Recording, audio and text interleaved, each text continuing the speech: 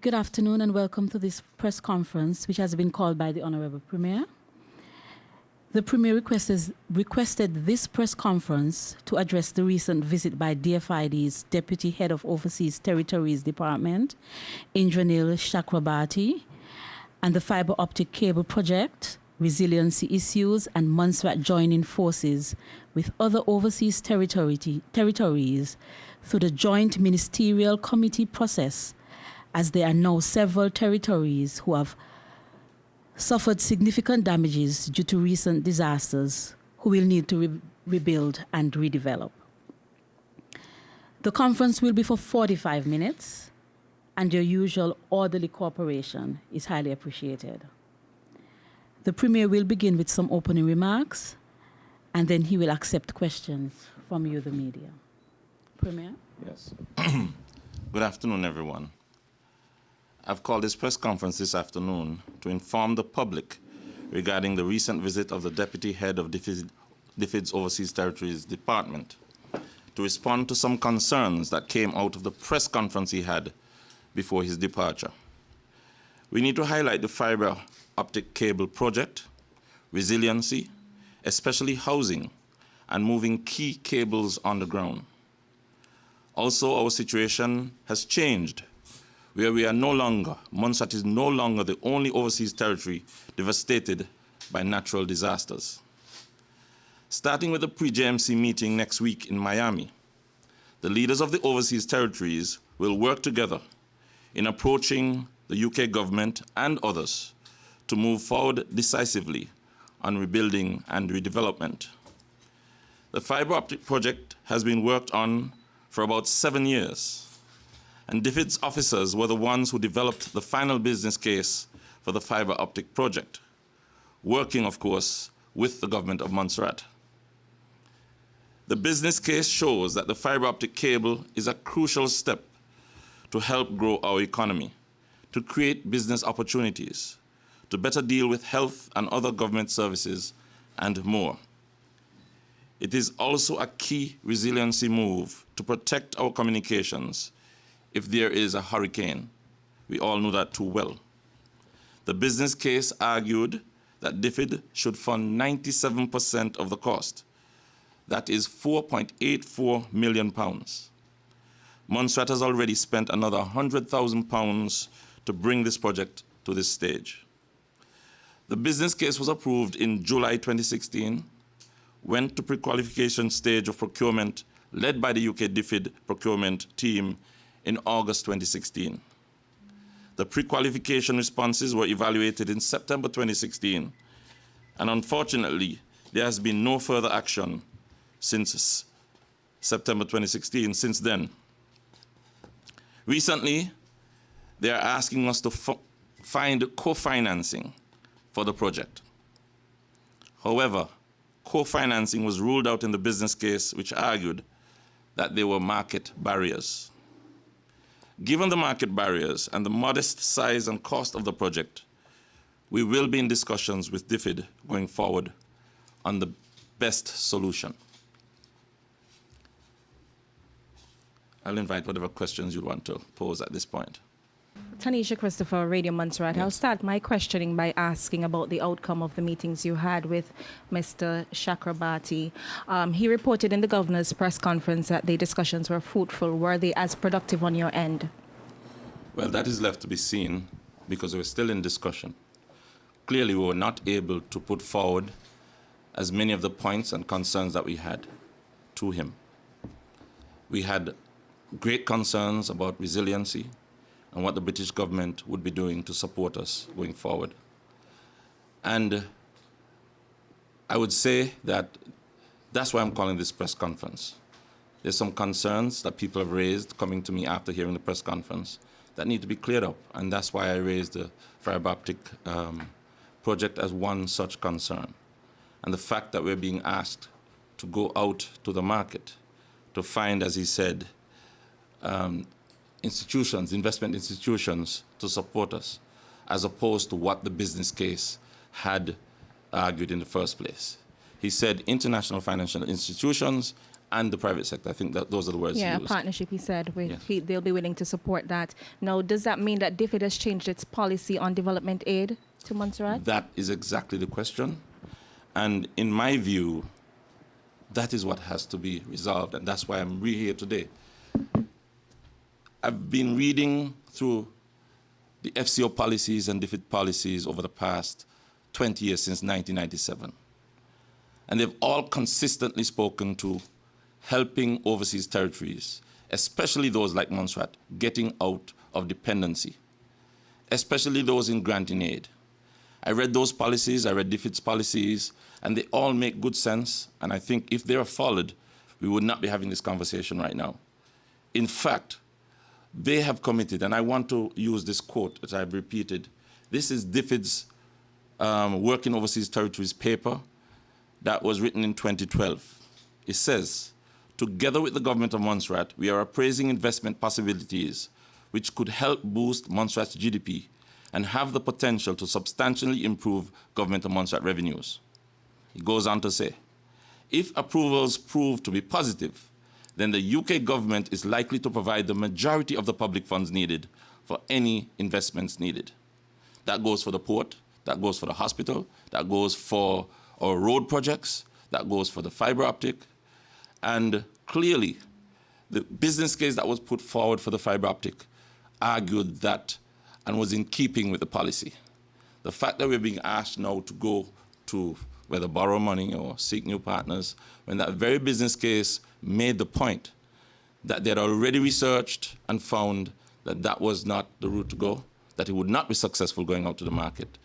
We are now having to reaffirm before the people of Montserrat that the government of Montserrat's position will be to seek to influence Her Majesty's government to stick to the policies that have been agreed and that make good sense for the people of Montserrat. Thank you, Premier Nerissa Golden, Discover Montserrat. So if your plan is unsuccessful, what position are we in currently to even begin to have a discussion with international? What plans are you referring to? You're talking about going forward to talk to DFID and the FCO about sticking with their agreement to fund fiber optics. Worst case scenario, and that doesn't happen, where do we stand on our investment agency and other entities that can actually begin to look for funding, if not for fiber optics, but other development projects that we have on the Well, let plate? me make this plain. Montserrat is not the only one facing this challenge. That is why next week, when I meet with the other overseas territories, we'll be approaching Her Majesty's government on the same matter. St. Helena has the same concerns. And I'm sure the others, if you've been following the news, have had the same concerns about this level of support that they're going to be getting to get to redevelopment. Remember, we went through the same thing the other islands went through. We had devastating actions by the volcano eruptions. Then we had to go to recovery stage, relief, recovery, and rebuilding. We're still in the rebuilding stage after 20 years. Whenever I go to JMC meetings, the other territories try to support me. Now, guess what? They're in a similar position as we are. So it's not a question of our plans, Montserrat's plans. It's all overseas territories. I mean, all of them. Some are doing fairly well. But those who are seriously affected, we are going to have to succeed. Just to be clear, the government has no strategy in terms of seeking alternative funding for your development projects. Well, clearly, the government will entertain any, working with any other private sector persons to get funding. But it has been established, and that's why these policies are saying this. We cannot afford to go to a bank to borrow money for a port. Do you think? It's already established that those key infrastructure projects are best funded by Her Majesty's government, which once those are replaced, we're replacing infrastructure. Once they're replaced and put in place, then the government of Montserrat will be able to work with the private sector and others. This is not the only government that's faced that.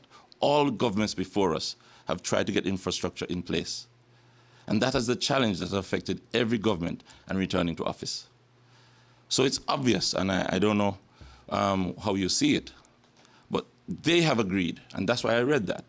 And if you want me to read it again, it says that these projects, once proven to be positive, that they will provide the funds, because they understand that a small country like us, we can't go to banks to borrow money to build roads or to build a port when we've been devastated by a volcano. But clearly, we will do all we can, as the previous ones did, to work with investors and the private sector. But these key pieces of infrastructure are transformational. In London, in England, what they say is they have to spend to save. They've agreed they have to spend upfront to then allow us to get on our own 2 feet after. Bennett Roach, the Montserrat Reporter. In May 2013, my colleague here, Miss Nerissa Golden, was in a different position than she is today. And she wrote, "The United Kingdom is making good on its commitment to support Montserrat redevelopment and move towards financial independence. The Minister of State and the Parliamentary Under-Secretary of State at the Foreign Commonwealth Office, FCO, Mark Simmons," so this was FCO and the DFID speaking, "the UK government has reaffirmed its commitment to finance future capital projects for the island as long as they were clearly justified and sustainable." One such project was in fact the fiber optics, and it went well beyond a certain stage. It was approved and had gone into procurement, etc., etc. I think what Tanisha and Nerissa started by asking really is, what is, now that we've been told that we have to go and seek financing, I'm taking it what you're saying is that that was in fact cleared out of the way, certainly with respect to fiber optics. But these other commitments, and this is since these statements back in 2013, originating from 2011, there was indication. Besides, I hear you sometimes say, Premier, that we would be joining with other overseas territories and so on, who are now in a position like we are. None of them still have reached the position we have ever been in, or that we've been in. So I'm not understanding. What they were trying to find out is, do you intend anyway to go flog the already dead horse? Well, let's put it this way. I don't know what you refer to as the dead horse. The dead horse being that we have gone through finding. Premier, let's go back to the SGP coming forward, where part of the commitment was that we had to go out and find private investment for some of the projects that we were doing. What success have we had? They failed, and I get your point. And let me just read from the business case framed by DFID. It says, Montserrat was connected to the Eastern Caribbean fiber optic network until 1997, when the evacuation of Plymouth forced the provider to abandon their headquarters and terminate subsea fiber connection. It goes on to say, the current method of connecting the international telecommunications network is via a microwave link between Montserrat and Antigua. The microwave network is unreliable, with network outage occurring during storms, either on Montserrat or on Antigua, and expensive to repair. So they're well aware of the challenges we had and that the others have had with microwave connections. Repairs can take 2 to 3 days. It remains susceptible to future damage from extreme weather events, which, if severe, can completely disable Montserrat's international connectivity. DFID understands exactly the need for the fiber optic cable. It goes on to say, Montserrat has remained without international fiber optic connectivity since 1997 and is one of the last Caribbean states or territories without it. This demonstrates that the private sector perceives the risk-return profile of any Montserrat submarine cable project to be unworkable without some form of public support. This also represents a significant area of market failure and the justification for the UK public sector intervention. So DFID made this case. DFID went on to say, as Montserrat is an overseas territory, it is the sole responsibility of Her Majesty's government, and therefore 97% of the funding for the project is being provided from DFID.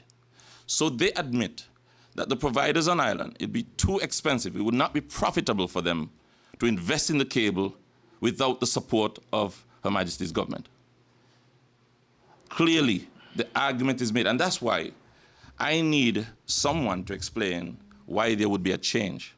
I can see no reason for a change, and therefore, we must, as a people, stand together and see that these policies are upheld. Because if it's not upheld with the fiber optic cable, what else will it be upheld with? Premier, so the matter was approved, this particular project was approved, and the process began to get it in motion. Correct? They started with the procurement process. What have they said to you, since they told us that you all had discussed these matters? What did they say to you? Because they wouldn't say anything to us and tell us anything. Were they accosted with that information? And what has happened since August last year? Up until July, since November, when the last actions I mentioned were taken, when we had meetings, high-level meetings with DFID and the FCO. July this year, up until July this year, since November, when there's not been much action. When we inquired about it, we were told the project was on pause. Correct? And so it was on pause. What information did they supply for that, sir? I know as a media person, you might know more than I, but I cannot speak for DFID as to why, because they've not given us a reason. So now they've come. You're saying now that they've come, but Yes. now we are now in October. They're now saying to us, we have to go find Exactly, co-sponsor, exactly. and we must go to financial institutions, etc., Correct. etc., etc. What does the government? So you've come to the public, the press, to tell us where you are. Highlighted What it. we'd like to know, sir, is what sort of stand are you prepared to take? Are we going to go out and just see if we can again take another year and a half to see if we can find funding to support this? Or are we going to really once and for all tackle DFID about all these promises? Because this is not the only, what we just talked about, Exactly. what we just read, are not the only things that they've said coming down towards supporting Montserrat and in our different cases. So how do you plan to proceed, sir? Well, How does your government if plan to most proceed? persons remember, I've said this repeatedly over the past 2 years, that in communication with the other overseas territories, in visiting London at the JMCs, seeing us face the same challenges over and over, we decided on a strategy which I kept pushing with the overseas territory, which we'll consider next week. There has to be a new strategy. There has to be a way to influence Her Majesty's government to uphold what they promise and what their policies say, which is to the benefit of Montserrat and their taxpayers. I've been to London, I've met members of parliament who are in full support of the position I'm taking. What we need is to have more support from members of parliament in London to influence Her Majesty's government to do what they promise. The means by which I was planning to do this, the other overseas territories have now agreed that when we go to the GMC meetings, we will employ our diaspora, who are voters, and through the diaspora, we will work to influence Her Majesty's government through their MPs to uphold what has been promised. That's a totally different strategy. It's what's done, as I said, by people who are gay, people who are women who are fighting for women's rights. It's a normal procedure to lobby and influence Her Majesty's government to do what we need. Now, as I said, when I meet with the GMC meetings, pre-GMC meetings next week, the other territories have already agreed that together we will do this. St. Helena has done it for itself, and we need to do it together. So that's a different strategy. If you're going to influence Her Majesty's government, you need the support of members of parliament within the House of Commons, within their government, to influence change. That has not been done before properly. Other territories have done it successfully. And now we have the other overseas territories that were affected like us. I think it's going to be it's going to be easier for us to work together for the same good.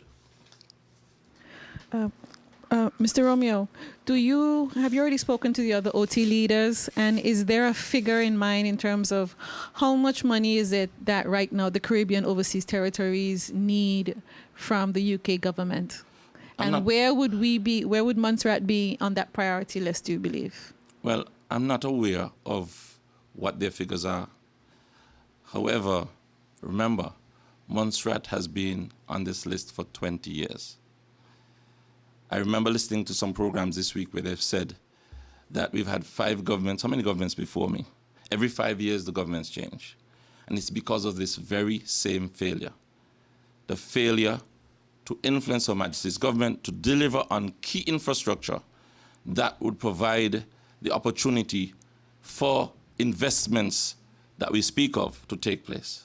The previous government spoke about the same thing, the one before.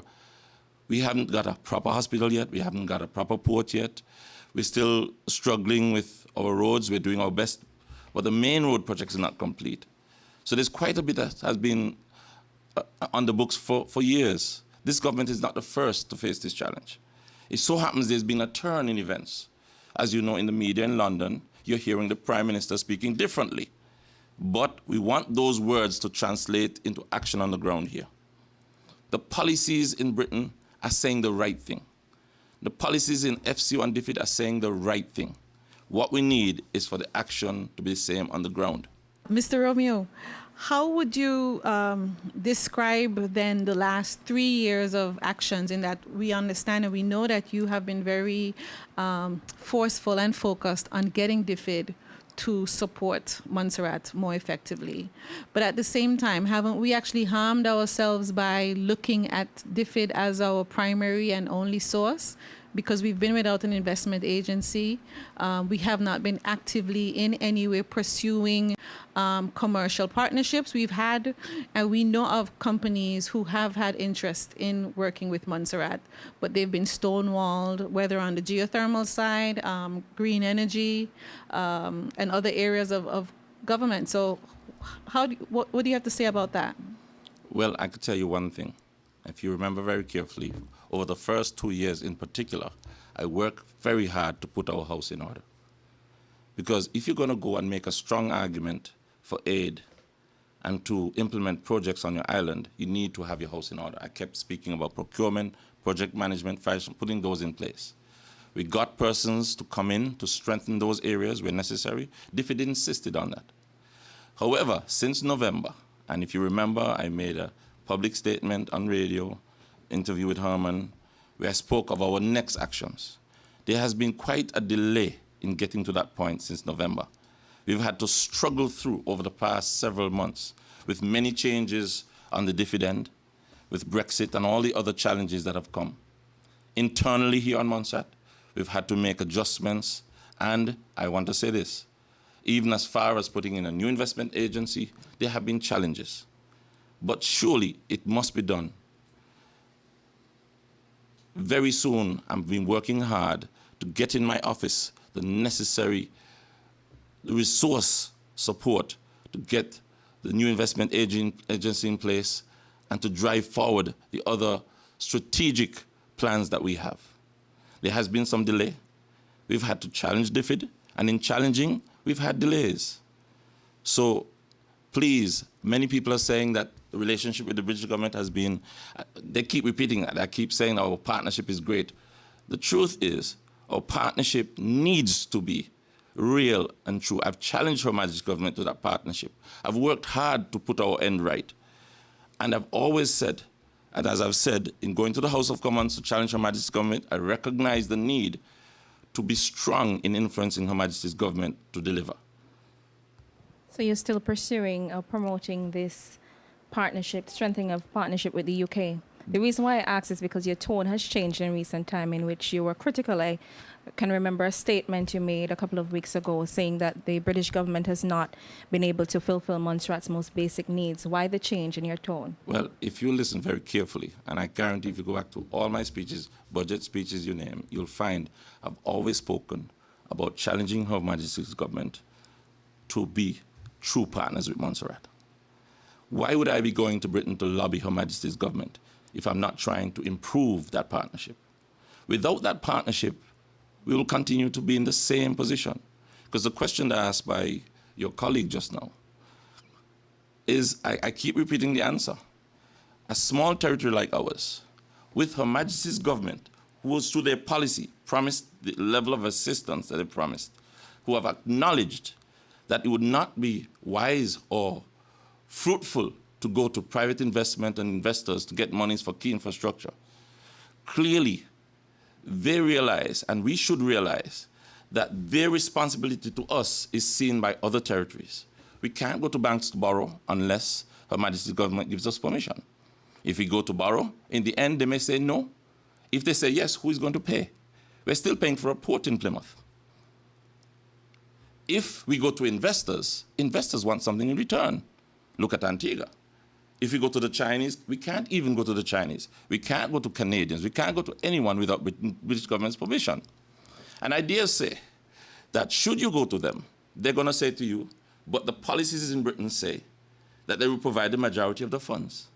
How are we going to use our taxpayers' money to fund what Britain has agreed to do for you? The challenge has been for 20 years is to get over the red tape, to sit down as partners. I've said this in Parliament many times, for us to sit as partners and agree on a way forward that will take us out of dependency on the British taxpayers. If you remember, I've said that over and over. I've been challenging Her Majesty's government to work with the government of Montserrat to get us out of dependency on Her Majesty's government's taxpayers. Our taxpayers are paying quite a lot as well. So it's not just their taxpayers, but our taxpayers as well. It's not going to come easily. We're going to have to stand together. On the issue of the fiber optic, I'm taking this position. We are prepared to look at any possibility of working with the private sector. But as it stands, the business case written by DFID, the consultants they hired, all argue that they tried, they researched, and the conclusion is that the best way forward is for the British government to provide the majority of the funds. So as an answer to Mr. Roach's question, do I go out to spend another year and a half trying to do the same? No. Premier, I suppose there's hardly any point just talking about anything else, because I think the case, I know it has already been made, but I think more today than ever before, the opportunity, if we get that fiber optic cable, there are businesses that we are losing out on now, and we can just hope there'll be more and there'll be better business. And Premier, I'm sure that they've not given you any reason for the change in policy.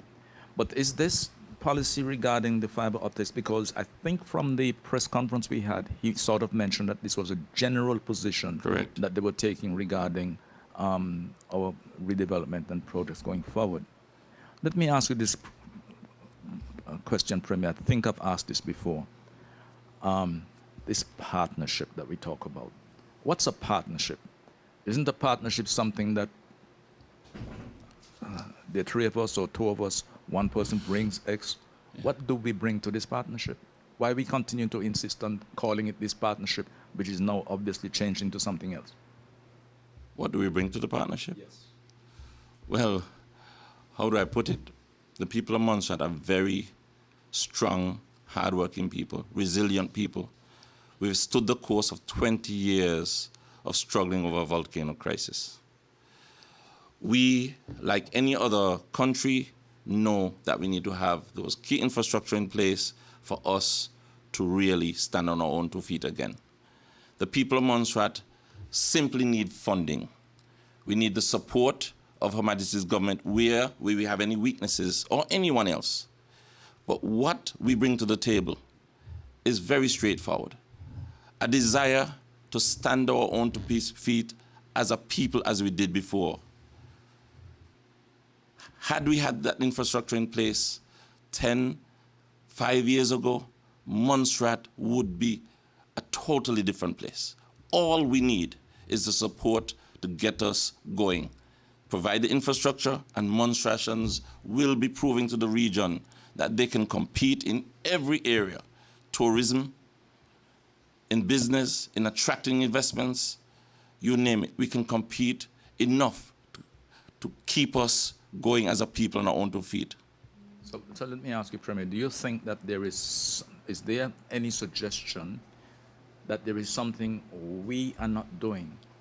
I know that the partnership prior to now, from 2012 onwards, was that we had to meet certain things, good governance, what else? There were some other things that, reforms in various things, making ourselves more business friendly, and so on and so on and so on. Have we failed in these things, sir? Because I cannot understand, and since you're saying that they haven't told you anything else, what did they tell you anything about these things? Is there anything they're saying, well, look, you haven't done this, you haven't done that, and so on and so on? Well, let me put it this way. Many people labeled me as the one who tried to fix. And everybody knows, especially during the first 2 years, I tried to fix and work on improving the areas that of concern, not just because the British government demanded it or wished it, because it's the right thing to do. You want to put financial management right, you want to improve it. It's not that it was out of the way, we had to improve it. We had to improve procurement, we have to improve project management, we have to improve governance. There were weaknesses in various areas. There are many things that we do well that we didn't need helping. There are many areas that we needed assistance. However, despite the fact that we've done all of these things, we have not had the sort of response that was expected. You mentioned just a while ago, Premier, and this just comes to my mind, and all of this is July. Yes. You mentioned about the efforts. One of those things David asked for and was to put proper financial things in place. Correct. Project management in place. We've not been able to complete a project since God knows when. It's one we build houses, we build police station, we build government buildings, and so on and so on and so on. There are lots of other buildings I'd love to see, like a courthouse, like a parliament building, like a premier's home, and so on and so on and so on. We made a big splash about having a project person in place. Yes. Up to now, sir, I have not heard anything about why this person has disappeared. Could that have had something to do with what you're suddenly learning now? This happened in July, and you're telling me that it's in July they hinted to us that things are stalled and not going anywhere. You know, you asked many things in one. Let's go back to the previous premier. The previous premier was a premier in office before the crisis started. A port was built under his administration. Isn't that correct? We had the capacity, we hired the company, and we got a port built. We're still paying for it. Correct, and we're still paying for it. It was borrowed money, not a grant, and we're still paying for it. What stops us from building a port again? He was in for 5 years. Why didn't he get a port built? He was also asked to make improvements and make changes. And he did some things to try and make change. We are in power because we challenged him on some things that he didn't do or improve. However, after coming in office, I made it my business as premier to try and address many of those areas where there were deficiencies. However, as I said, the British government has still been somewhat reluctant to respond as the policies state. And over the past several months, it has been more of a challenge with all the changes in the UK. However, with the recent wind of change because of what's happening with overseas territories, with the approach the media has changed towards overseas territories as well, we have a window of opportunity to go in and influence some change in direction. This is the window we have. On the fiber optic project, I've made it plain. Their arguments say that it should provide the majority of the funds. And we need our people to unite over the issue of taking the position that what was argued in that business case is the correct position. We have the capacity. Sure, if you just give us money, we'll go and build whatever.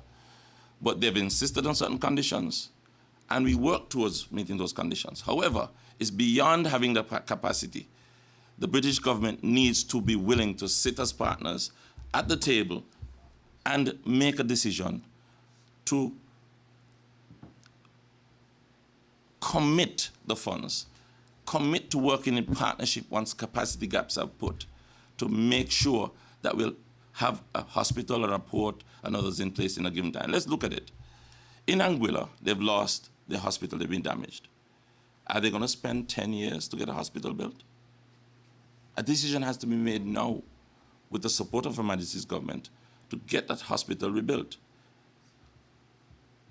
So while we have some issues on our end, it doesn't rule out the fact that we need to work in partnership. And what this fiber optic case shows, that even in a case that is perfectly agreed on, argued, the capacity is there. Once we go to procurement to hire the company to come and put the fiber optic cable in place, Monstrations don't lay fiber optic cables. So why then is this being held up? Premier, when you go to the, you said the pre-JMC meeting is it next week? Yes. Okay, next week. What position is Montserrat going to take in the conversation in terms of, are you planning to lead in terms of, because we do have a longer history with the kind of crisis and need, what's going to be the position you're taking among the OT leaders to be able to move the conversation in the direction that needs to get the outcome that will also benefit us? Sorry, it's really hot in here without the AC and I'm sweating. Let me tell you what the main agenda is, and I took note of it. They mentioned nothing else. They didn't mention Brexit in the letter I received. All they mentioned to discuss common issues related to disaster mitigation, response, and recovery. That's the main item on the agenda coming the 28th of this month, which means all are focused on the very same thing that Montserrat has been challenged with for the past 20 years. Even before this storm hit them, when we had the last JMC meeting, I made an appeal to them over the past 2 years to let us unite and take the same position I've suggested. They agreed in our last meeting, I think it was January, that they will take my suggestion on board. In that, when the next JMC comes, we were hoping to have a meeting with all of the overseas territories, all of us with our constituents, in the House of Commons possibly, having what they call a rally, inviting the same members of parliament who we have concerns with, along with those who support us, to take the dialogue to a different level. So they agreed that long before this meeting, and I suspect that we will be carrying that forward, because we realized by going to JMC each year, the influence on Her Majesty's government was not as strong as it ought to be, because we keep going and discussing the same issues about pensions, and about, in Montserrat's case, they give us the support, but not much change. And they all have come to the realization that we need to change our strategy, and that is what I think needs to be different in influencing Her Majesty's government through the House of Commons, through the support we have. There are members of Parliament who will continue to speak on our behalf, but we have never worked with them properly to get them to assist us to accomplish the job. That is why one of the reasons, not the only reason, why for 20 years we've been in the situation we're in. We have not employed the right strategy. We have not challenged Her Majesty's government properly. Going into the pre-GMC, are you at all concerned that Montserrat has now moved down in the priority list, given what has happened in the other Caribbean overseas territories, and how do you plan to assert yourself and keep Montserrat's case alive then? Okay, how do I put it? Remember that the British government doesn't have unlimited funds. We know that. However, I know there's sufficient funds to address the needs of all of the overseas territories. And one of the things Honourable Mr. Roach will confirm is that the British government itself has been, in their policy, stating clearly that their responsibilities to overseas territories is paramount, and that they have a legal responsibility. If you listen to the speeches of the Prime Minister and Priti Patel over the past month, they're saying it. They're not saying that because they have to help the other overseas territories, they cannot continue to assist Montserrat. I'm not saying they have unlimited funds, but clearly there are sufficient funds to address the needs of all of us. What we want to do is make sure those funds are used properly, efficiently, to deliver what is best, and that will get us back on our own 2 feet. Because if that is not done, we'll continue to be dependent on them for a long time. Is it better to spend up front and help us to get on our feet, or to allow us to linger for 20 years, or for the others to go in the same position? I think they would have learned from Montserrat that they should not do the same thing to the other overseas territories. And the other overseas territories will look at our example and say, look, We don't want to end up in the same situation that Montserrat is in. So we're all in the same boat in a sense. Because our crisis was 20 years ago doesn't mean that we're not still facing a crisis. There are thousands of Montserratians outside in England who are evacuees, and we call them in involuntary exile. All of them may not want to return. But once we get the key infrastructure in place and we have the foundation for a vibrant economy to develop, I'm quite sure even young people will be coming back home. So Montserrat is still a priority. I will make that case, and I'm expecting them to support us in that way. But clearly, they're in a much more urgent situation at this point to get the relief. However, Montserrat, remember, I made this statement after Irma.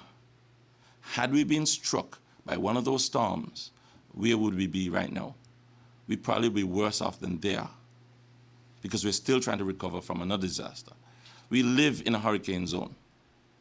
That is why, when it comes to the fiber optic and other projects, I'm making this point today. We need to have some action with urgency. Urgency to deliver what has been promised.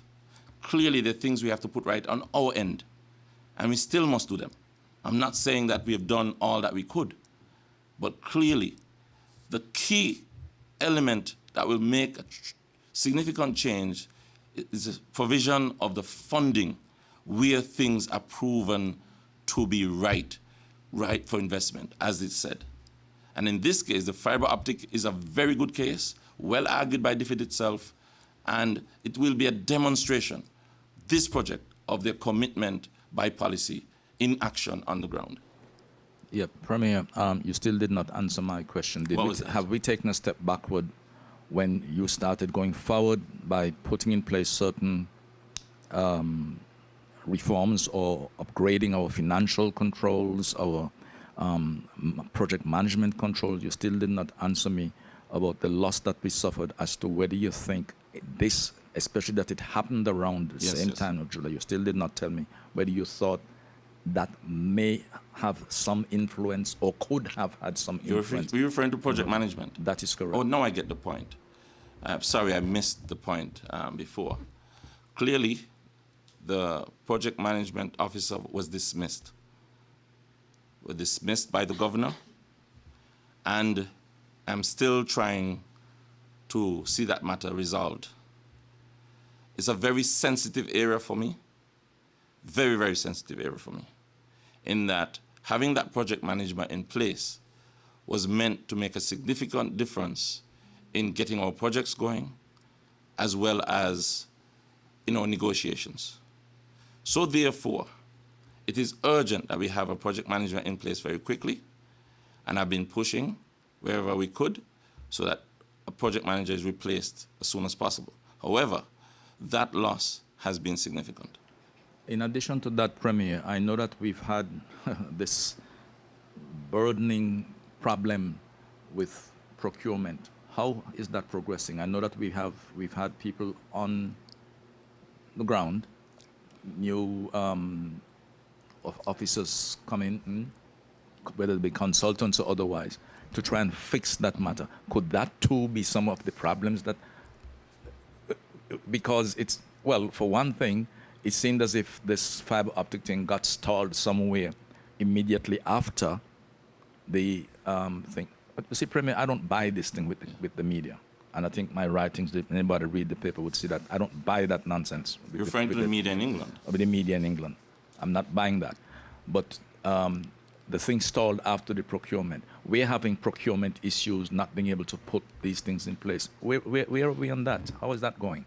The procurement department has been strengthened with persons to work with the skills that we need. However, the challenge is not necessarily in procurement in particular. Procurement is only one stage of the process. Getting projects to the point where they get to procurement, getting the technical work done to get projects to procurement is the challenge. As we speak, the people out there are waiting to see what's happening with these projects that I've spoken about. One by one, they're beginning to come to procurement. A contract was awarded for the school grades the other day.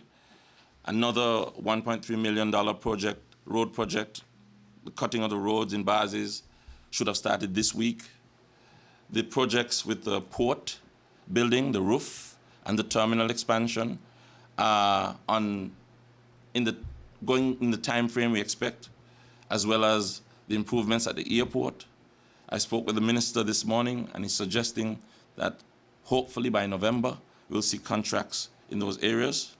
So the challenge has been getting to procurement, not necessarily within procurement. There's always some challenge and some delays, but at this point, it's getting to procurement is a challenge. And I want to say this.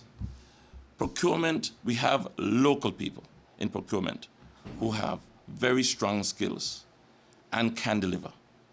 Those who were brought in were supposed to help to improve the regulations and the larger issues, policy issues and others. However, there's still a work of improvement to take place. We have some challenges, but the procurement is not the main issue. And I want the people out there to understand, when I said in the budget speech that we expect the 30 million to be spent by March, I was dead serious. I've been pushing behind the scenes over and over for these projects to get to the procurement stage. I've taken all the blame. I've taken all the heat as Premier. But remember, I'm the Minister of Finance. And delivery has to take place throughout government with projects. And I'm expecting, we're having a meeting this week to review the projects. I'm expecting that the civil servants, the public servants, who I know some of them are working real hard to get this. We've lost a month or more because of the storms. We've lost other time because the budget started late. But unless there's government spending, we know the slowness in the economy in Montserrat. I'm very concerned. It bothers me day and night. However, over the next few weeks and months, we'll find those projects coming out. There's several projects that make them up. And I'm expecting that they will all start rolling out November, December, and by March, that money will be spent. And just to let you know, last year we spent $17 million. Here we have 30 to spend.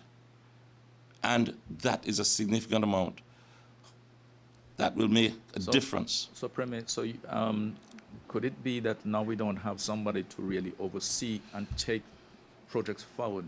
How urgent is that? You said just now you are still trying to get them at a result. But with what kind of urgency are you giving that? Because from what you're saying, it seems as if that is holding back the progress of these things and even spend the 30 million. Since it's not procurement, no. I think what we understand, the procurement is under control. Okay. But that's not what's holding that back. Now, let me explain. The project management officer, his main role was to set up a project management office.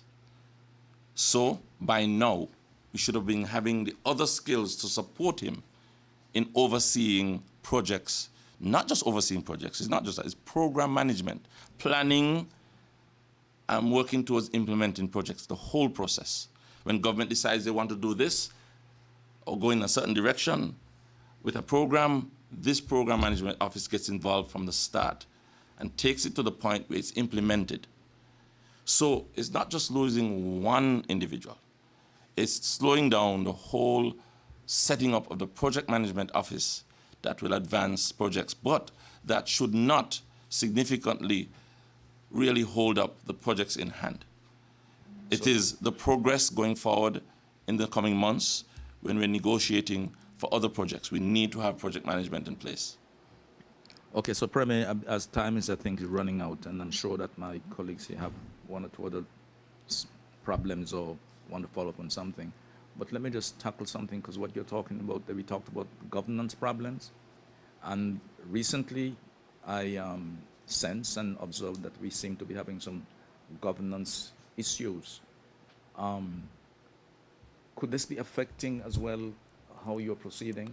I don't know what governance issues you're referring to. Would you want me to be specific here? We've had information coming out where you seem to have been challenged. And because I see, for example, the issue of firing somebody who we need badly, that is damaging Montserrat. There was an article in the newspaper that is damaging how we go forward and the progress that we are making. That seems to have nothing to do with you, but rather is belittling to you, as seen by the public out here? Well, you know, Mr. Roach, what I can say as Premier is that I too have some very serious concerns in that area. And I'm going to be pushing to make sure that it is fixed and put right and we get project management going again. And I'm dependent on HR and the governor to see that we get project management going again. I know you're raising an issue, and there are many other issues that can be raised in this press conference, but I didn't come to deal with those matters here today. And to be prudent, I must state that I am doing what I can to make sure those matters are sorted. We take the last question from Tanisha. It's an unrelated question. Some farmers and homeowners reported significant losses as a result of Hurricane Maria. Would there be any provisions made for assistance to these persons to restore their properties? Well, as far as the farmers go, we are already taking action to find funding to assist them. In a matter of a week or two, I'll be able to give further information on that. We want to do as much as we can to help those farmers, and we've done some work towards getting funding. Those who are affected, whether homeowners, we also are seeking to do what we can. But you know, we were not prepared for this, but we found funding to assist. I'm expecting too that if you notice, all of the roads all over Montserrat are a bit overgrown because of the excessive rain that's been going on for a while with the storms and others. And we're going to have to do some work to clear those roads. We're going to have to do some work to do our island cleanup and other things that we have in mind. So our response is a work in progress. And certainly when it comes to the farmers, we must do what we can. The other territories that provided food for farming are now hit like Dominica. And we need to do as much as we can. When the other territories are affected, we are affected. So it's not just a matter of assisting them to fix what was lost, but strengthening them so that they could provide even more than what they provided before for us. And so we can't be dependent too much on the others who are affected. Okay, this is the end of the press conference, and we want to thank everyone for coming, and we want to thank the Premier for hosting this press conference. Thank you. You're welcome.